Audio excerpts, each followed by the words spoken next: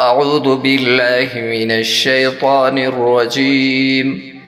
بسم الله الرحمن الرحيم. قال قد أجيبت دعوتكما فاستقيما ولا تتبعان سبيل الذين لا يعلمون.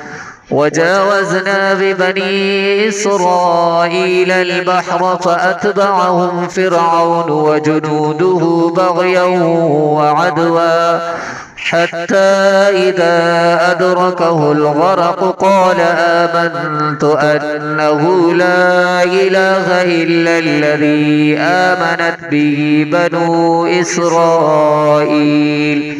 إسرائيل وأنا من المسلمين. الآن وقد عصيت قبل وكنت من المفسدين. فاليوم ننجيك ببدنك لتكون لمن خلفك آية وإن كثيرا من الناس عن آياتنا لغافلون.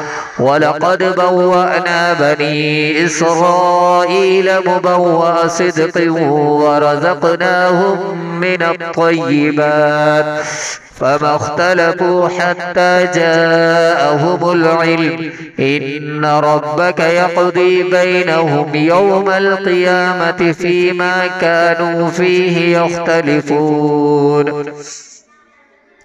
فإن كنت في شك مما أنزلنا إليك فاسأل الذين يقرؤون الكتاب من قبلك لقد جاءك الحق من ربك فلا تكونن من الممترين ولا تكونن من الذين كذبوا بآيات الله فتكون من الخاسرين.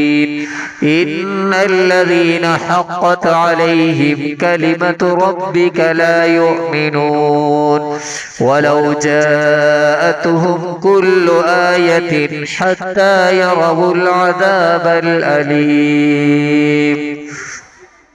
صدق الله العظيم. والسلام عليكم ورحمة الله وبركاته.